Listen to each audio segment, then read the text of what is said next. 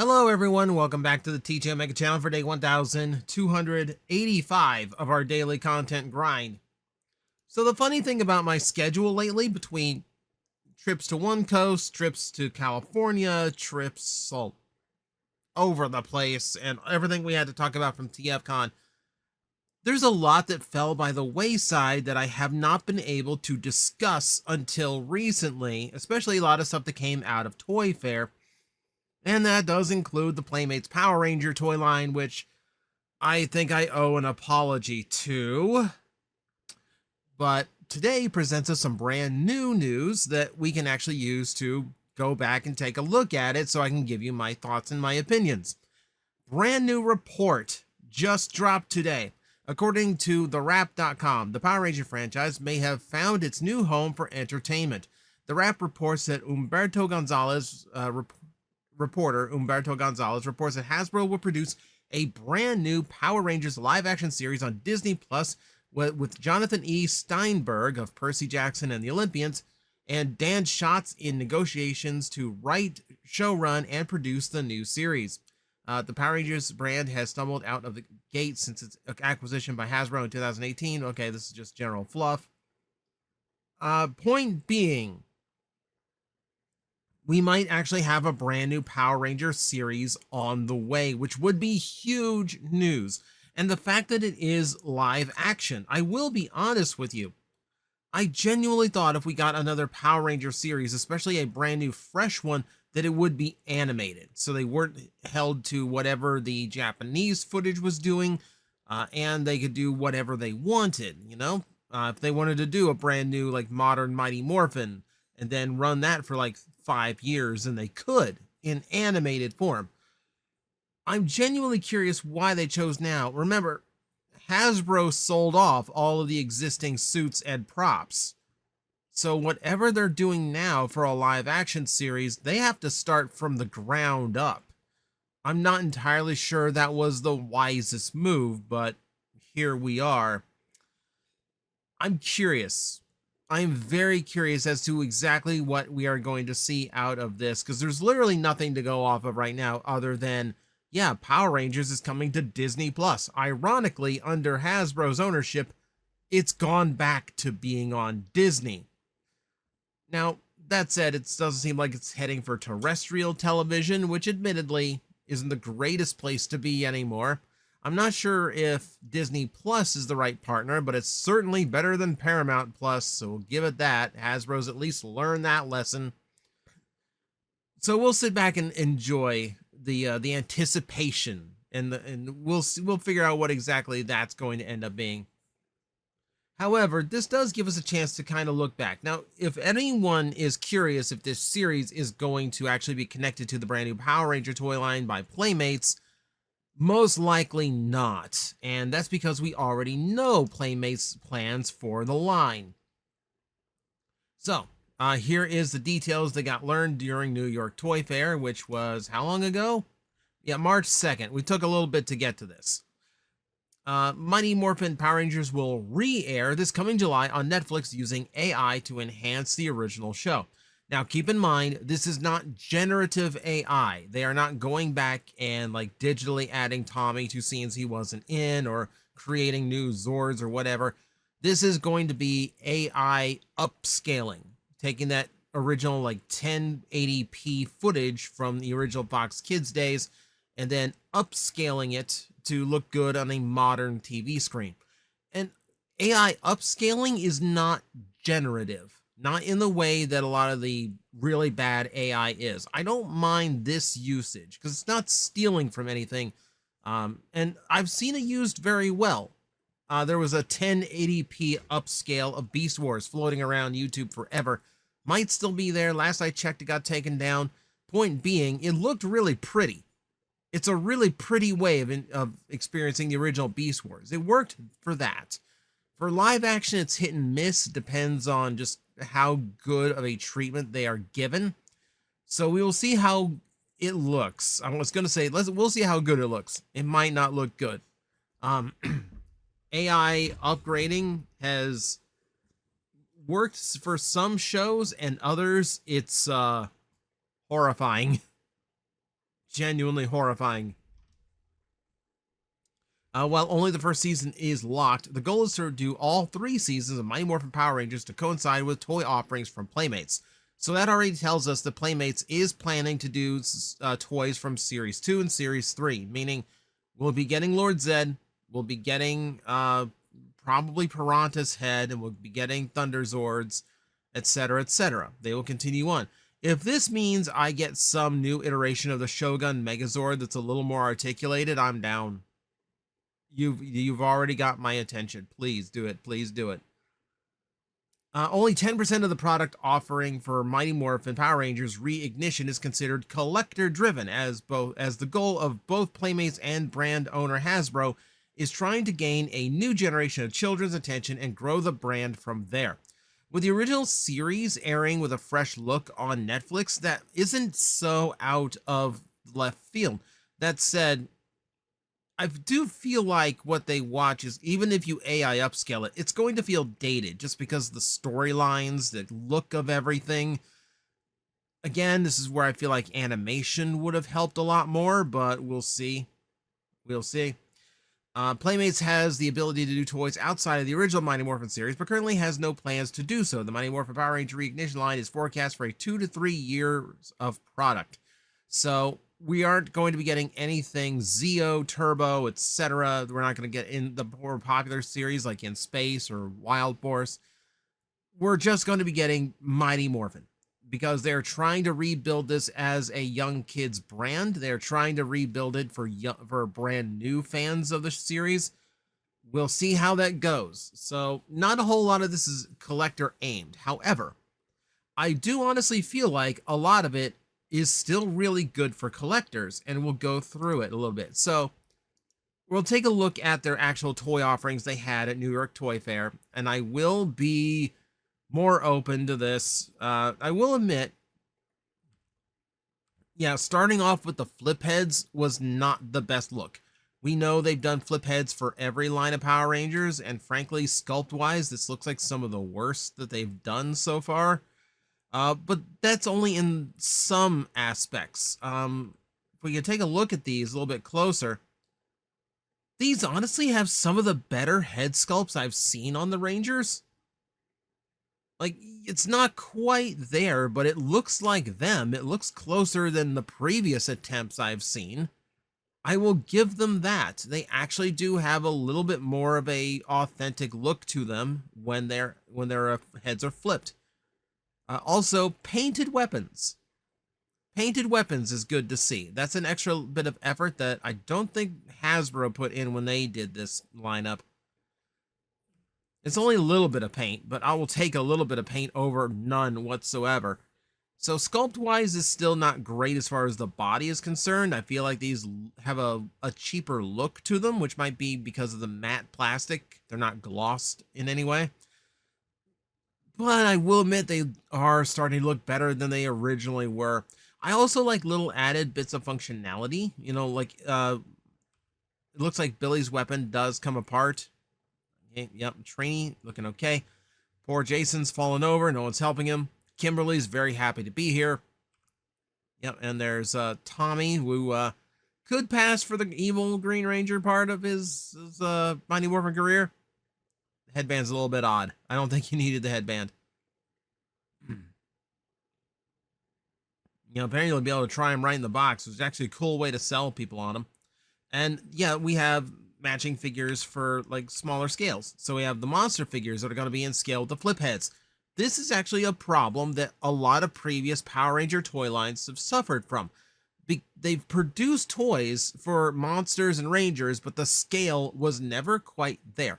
I was very critical of Lightning Collection because the monsters they were coming out with were very well sculpted, but unfortunately were also very out of scale with the Rangers. They were all just way too big.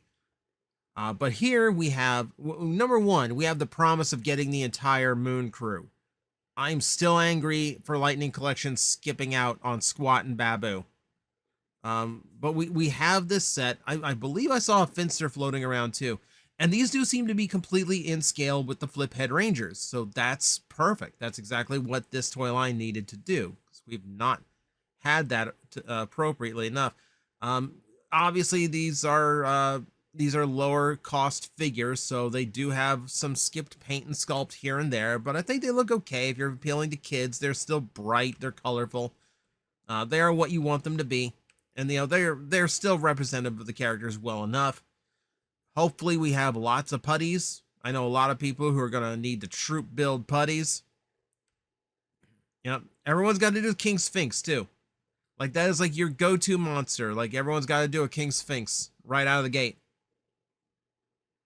They got old school action figure gimmicks, so that's not too bad. Okay, they're doing the cycles. We have not seen the cycles in a hot minute, so that's kind of cool.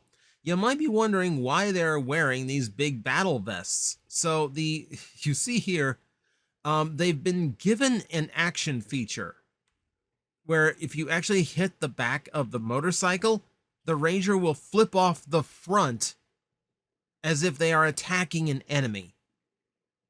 That's actually pretty cool. There's video of this. I think Pixel Dan went around and filmed all of this. I think that toy guy also filmed at New York Toy Fair. I can't remember. But I saw footage of this in action. I thought, so that's actually a really cool trick for the bikes to do. That actually feels way more appealing than just being a motorcycle. Yeah, so it's actually kind of cool. Now, I'm genuinely curious because they've got the motorcycles for the guys, but in the original series, the girls just had sidecars. I'm not seeing the sidecars here, so I'm actually curious if the girls are getting their own vehicles, if they're going to release the sidecars as like their own little like mode of transportation, their own little vehicles, or if they're just going to completely skip over that and do the girls later on as their own. That would be nice. I did say a lot of this was like scaling better. Apparently, if I remember the report right, this is their own kind of scale. These figures are a little bit larger to accommodate the gimmick and the function.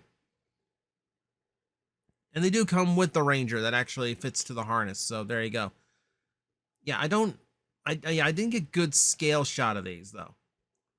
Okay, here we have something a little bit more collector oriented. These seem to be our 6-inch action figures, which they do have some of the weird articulation points that I'm not crazy about, and I could have used a little bit more paint on the weapons, but they don't look too bad so far. For early prototypes, these are not going to be out till 2016. But for early prototypes, these aren't bad. These aren't bad. I might still argue that heads are a little bit too small, but it's definitely okay. It's okay. This will. And for kids who want like a 6-inch Ranger figure that they're going to want for like to go along with their Marvel Legends or their upcoming DC Comics toy line, wherever that lands, because it's not going to be 7 inches McFarlane. Yeah, it's just a nice little step up from the flip heads. Just if you want like a higher end articulation figure, it's good to see that they're doing both. Okay, let's talk Megazords here, because this was a big point of contention. So we have something out called the Ultimate Megazord. It is not going to transform. What it is doing is providing a little bit more show accuracy when it comes to the proportions and the shapes. And it is a big electronic figure that still has some articulation. So it's like when they do like Ultimate Bumblebee, and that Ultimate Bumblebee is really just a brick with a whole lot of sound effects built in. That seems to be what we're going for here. It's closer to the old standard releases. I don't have a scale on this one, but given the size of the box of the saber-toothed tiger over there, I'm going to say this is quite a bit smaller than the standard Megazord, which we will talk about as well. Okay. So looking at the saber-toothed tigers box, and I'll also tell you that there is a box on the show floor for the Mastodon. It is true we'll be getting these Zords sold individually, which I do think is ultimately a mistake, because things do not have the play value to be sold on their own as toys. The Mastodon in particular has one point of articulation, that being the trunk. It really just feels like they're doing it individually. The same way that, you can get away with that with Voltron, because the lions all have the same level of playability on their own. But like the Tyrannosaurus is going to have a lot more playability than, say, the pterodactyl. Now, they do seem to have accounted for that. The pterodactyl also comes with little mini figures. And, your legs do come with, like these little like energy missiles. Like, they do seem to be a firing missile gimmick. Still wish they just came with their normal tail parts. Yeah, but here's a shot of the pterodactyl.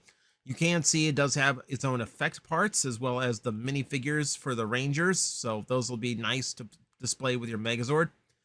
So it does have the full tank mode. The proper tank mode would lean forward more than this, but it's just what someone set up at the booth, so we'll see. We also don't know if this is fully stickered or not, because I think everyone's pointing out the Mastodon is missing stickers on its legs. It has them there. The individual Mastodon does have them. So I'm going to say, yes, he's going to have them. And you can see they try to bulk it out. He comes with a power sword, which obviously the Mastodon cannot use, but it does make you feel like you got a little bit more in the box. So the Megazord, I know we have kind of harped on because it looks cheap, and it does kind of look cheap, unfortunately. From what we've been told, it's scale where this is going to floor people. This thing is like, I want to say like over a foot tall. Like, I want to say this is like a 15 to 18 foot range. I did not get a positive. I did a quick Google search to see if I could find what the size was listed at. I couldn't find it quick enough, but this is apparently gigantic. This thing is apparently huge. So now the price point for these individual Zords, which I think is like 18 bucks a pop, seems a lot more reasonable if we're getting something absolutely gigantic out of it. It'd be great if the box actually mentioned the size. A little bit more play value toys. We're getting masks for everybody, which is, kind of a given when it comes to Power Ranger stuff. That's the common go-to with any tokusatsu hero in Japan, so we're finally getting that here. Then there's the Morpher, and here's where I have to start doling out apologies. Because the electronic toys are actually very reasonably priced. I did a quick Google to see if I could find the prices. I couldn't find them quick enough, but everything is actually pretty decently priced, especially when you consider what they do. So it looks very close to the vintage Power Morpher. I would argue the Power coins look more like Power Pucks because they are very thick. 40 phrases and sound effects, and the Morpher can tell what coin is currently installed to make those sound effects appropriate. Oh, also, the Dragon Dagger is going to come with the Dragon Zord coin. It will recognize the Dragon Zord coin as well. Okay, 40 noises, over 40 noises and sound effects for that. Okay. I will have to give you credit. That is actually a lot.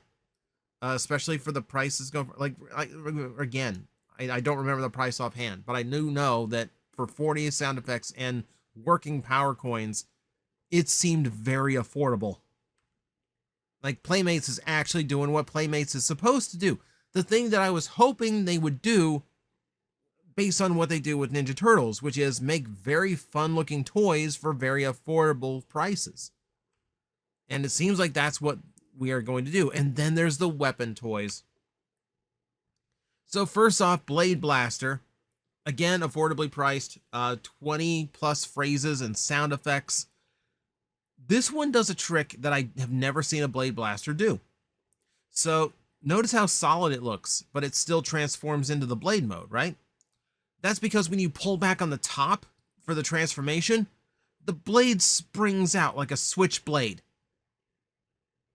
Okay, that's actually a neat trick. I have not seen that done before. It's immediately impressed me, is what it's done. And from what I remember, the sound effects didn't sound bad either. I also like how it's thicker. Okay, I like the one that Bandai came up with, the Legacy one. That is a really nice Blade Blaster. I do think it's a little bit thin in the handle. I don't think it's very comfortable to mess with.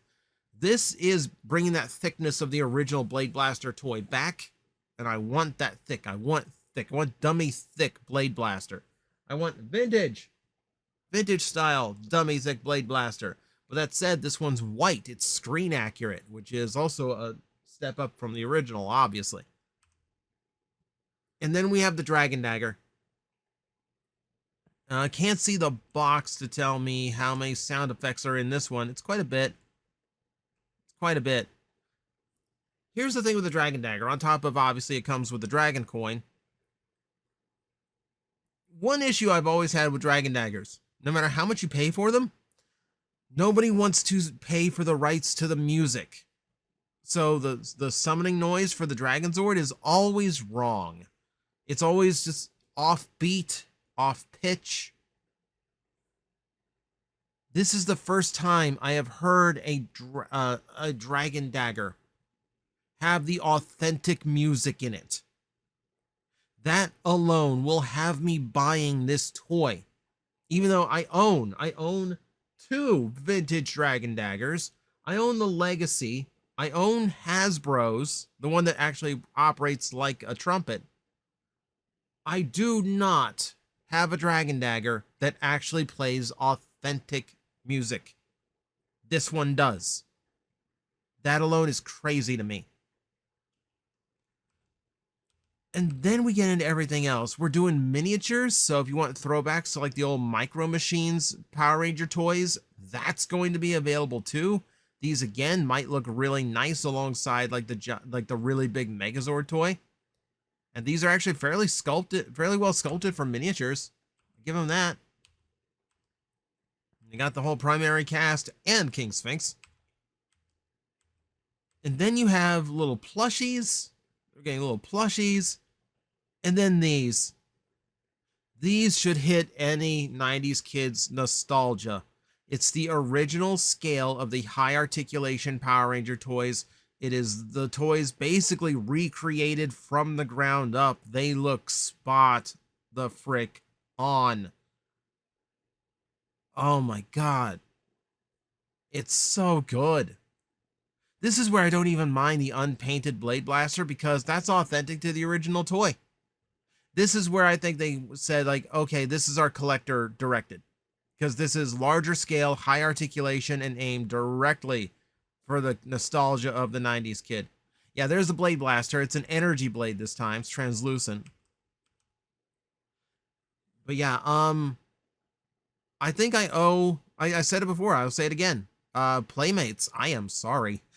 I am sorry I railed on your offerings when they first came out. Admittedly, let's both admit here, let's be grown-ups and admit, you didn't put the best foot forward. If you had led with Dragon Dagger with authentic music, if you had led with largest Megazord at US retail, I would have been on board a little bit more. I would have been on board a little bit more. But you know what? You've made up for it. I'm happy with this now. Now I think I might actually be purchasing a few things when this drops.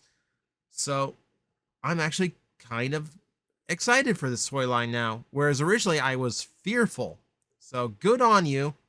If you pulled it back, you saved it, Playmates. And now we actually might have a future for Power Rangers worth looking forward to.